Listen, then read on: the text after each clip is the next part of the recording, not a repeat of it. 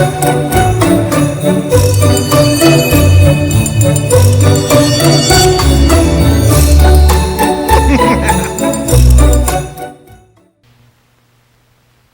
never wear seatbelts because I'm not really convinced that it's the safest thing to do. I don't really feel like I'm in any danger, so I don't bother putting on my seatbelt. I find them terribly uncomfortable.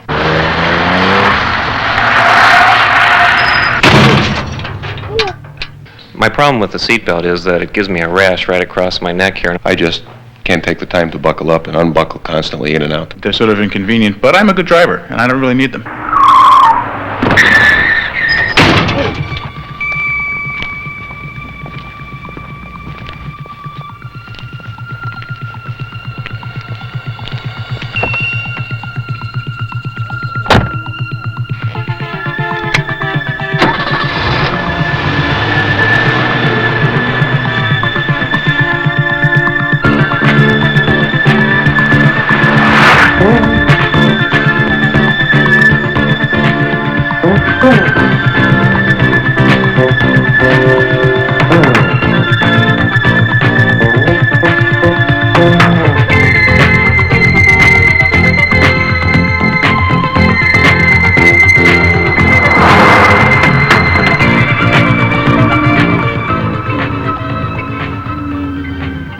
Good morning.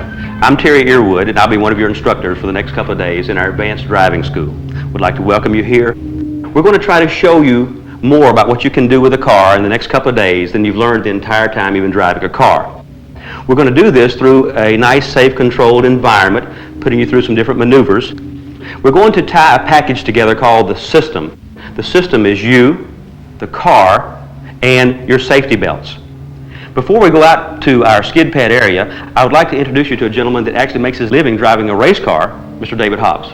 David? Pretty hard to imagine, Terry, but there it is. Some people do. Racing is a glamorous sport, and it's also dangerous. But it's not as dangerous as it used to be. And part of the reason for that is because of the systems that Terry's been talking about have been developed for racing cars as well. I mean, we go up to speeds of 200 miles an hour at some of the circuits we're at.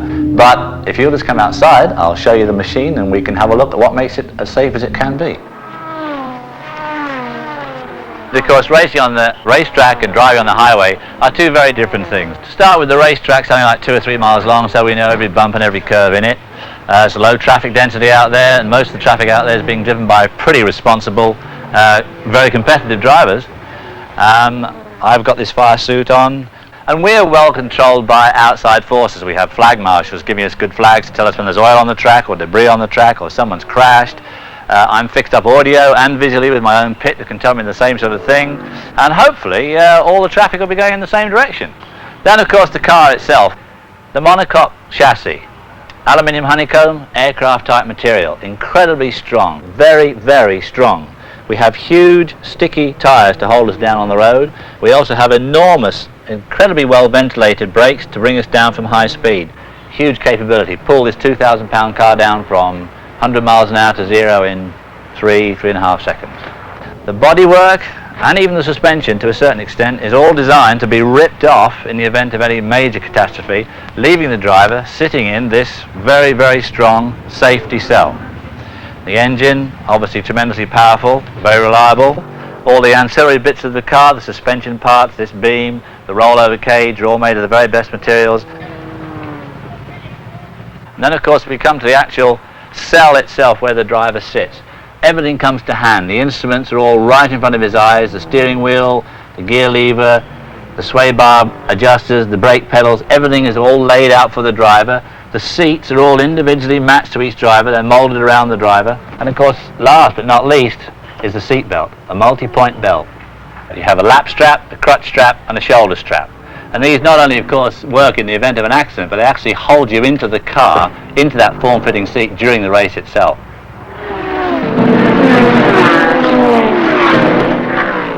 David showed you some of the features of his system that makes driving at race speeds safe. The driver is well prepared and well trained. The race car has both active and passive safety features built in. Active features David can manipulate, like steering, a powerful engine, and brakes. Passive features like roll bars and a breakaway body. And most important in the system is the safety belt because it holds the driver in place in the vehicle. You're going to learn how to manipulate the same active features of your automobile that David talked about with a race car. Your car has power, your car has the brake system, and then your car has the steering. We can combine these features and we can show you what's available. We can show you how to better use these active features. But first, before we begin to practice, let's discuss some passive features that are built into all of your modern automobiles. We have shock-absorbing bumpers in the case of a crash. We have guard beams that are built into our side doors to help protect you in an impact. We have shatterproof safety glass in case you were to hit the windshield. We have a front-end sheet metal design that will actually accordion under impact and absorb some of the shock to keep it out of the driver's compartment. Now let's acquaint ourselves with the cockpit. You actually have a cockpit orientation when we get in the automobile. The first thing is you want to get in as much seat as possible, get nice and comfortable in the seat, get your legs at the proper angle and your arms at the proper angle. You want to be able to adjust your mirrors where you can see out the entire rear window and see down, just barely get the edges of your cars with the side view mirrors. You want to know where your gauges are, the speedometer, the tachometer, fuel, oil pressure. You want to be able to reach a turn signal or reach a wiper or reach your lights without having to look for it. Let's work on your hands at 3 o'clock and 9 o'clock. That'll keep us square with the four corners of the car at all times. Now, the most important thing that ties us into the entire system is our safety belt. The seat belts are three-point design with belts in the rear as well, ergonomically designed. And if you notice, they are inertia type, that the minute the car begins to bounce or under any impact whatsoever, it locks you in the seat. And no matter the circumstance, no matter the toss, you are glued behind the wheel to continue driving the car regardless of the attitude of the vehicle. What about airbags, Terry? Airbags are a new technology that in some cars are built into the steering wheel and to a knee bar. But keep in mind, airbags are a supplemental restraint system that only work after the fact. The seat belt is actually your primary restraint. The airbags come out once you've had the impact. We're here to teach you how to avoid that next impact. This is an accident evasion maneuver, not participation. So let's go get on a skid pad and evade some accidents. Great. Let's go. That was a good one.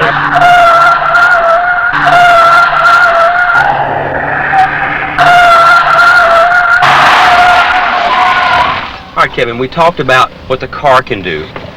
We've talked about the seat belt, how it holds you in place. And now let's see what the third part of the system, which is you. Let's see what you can do with the car here on the skid pad. Okay. I'm going to tell you to punch it, and when you do, when you feel it skid, just come back out of the gas and try to correct it. Okay. Nice and steady, a little more speed, looking good. All right, nail it hard. Oops. Now, once the car begins to fishtail like that, just come back out of the power. The power is one of the active parts of the car, but too much power at the wrong time can get us in a bit of trouble. Okay. So let's try it again. A little more speed. Kick it hard. That's enough. A lot of wheel this way and recover it. Now, no power, no power. Once the car begins to slide. Now, did you notice how the seat belt held you in place as we were sliding back and forth?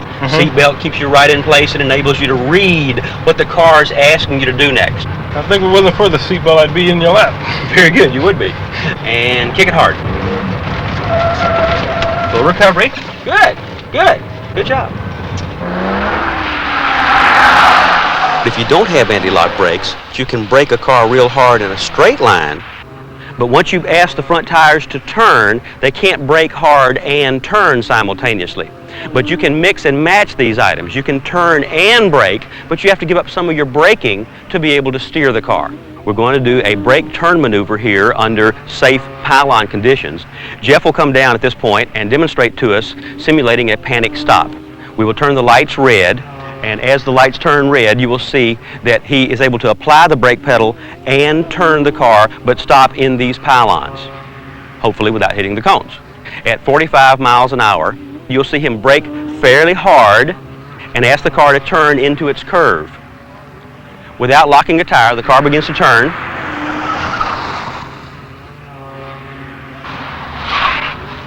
We call it trailing brake, where you're trailing out of the brake pedal. It's just feathering back the brake pedal, but still slowing it down at the same time. If you do it just on the money, actually the right front tire will make more noise than the rest of the car. As you ask the car to turn right, you unload the right front tire, take the weight off of it, and she slows down more than the rest of the car, and it begins to squeal just a little bit. If you get both front tires locking some, the car will not respond, car will not turn, and you must back out of the brake system some. If you lock the front tires, you may as well unbolt the steering wheel and hand it to your passenger because they're doing just as good a job of driving as you are.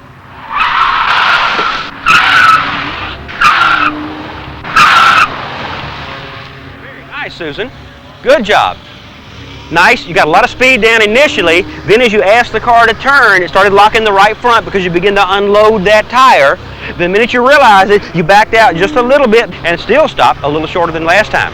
What we're combining here is 3 of the active features you've taken for granted the entire time you've been driving the car.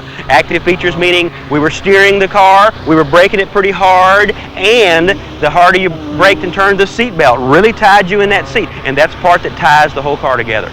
So you can perform evasive maneuvers should something occur. Good job. That's the idea. That's the idea.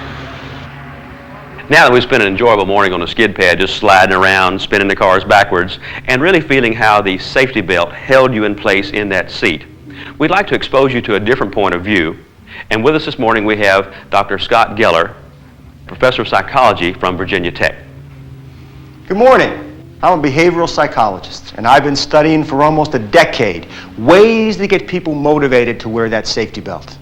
And I've heard every excuse in the book. And you know, no excuse is a rational one.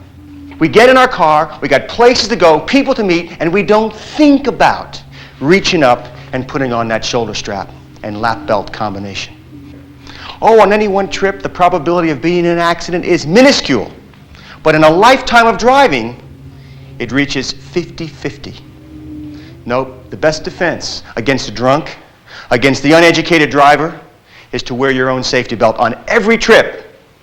We have to get people involved in the idea of wearing a safety belt. You know, as a teacher, I think of the motto, and I try to live by this: tell them and they'll forget. Demonstrate and they'll remember. Involve them and they'll understand. You've been involved the last 2 days in learning about the automobile and how it's part of an entire system. And right now I'd like to involve you in a demonstration to illustrate that even at slow speeds, the safety belt is necessary. Let's come meet the convincer.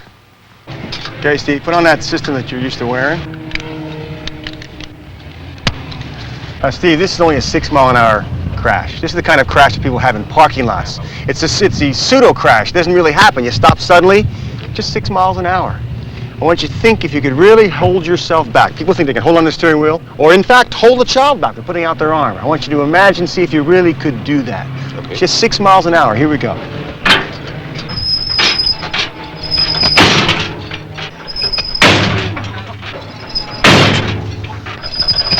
Oh, 6 miles an hour now. Could you hold the child back? Yeah. My dog, maybe. My child, no. Whoa, yeah, that really got you right here. Oh, yeah. Convinced? Yeah. Nope. The best defense against a drunk, against the uneducated driver, is to wear your own safety belt on every trip.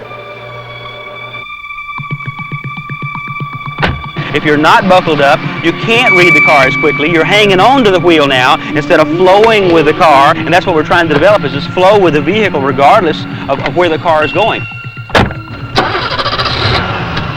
That belt nice and snug keeps us pinned in that seat. The tighter it is, the better you feel. The more you become one-on-one with that car instead of just sitting in the seat like sitting on your living room couch trying to steer your television.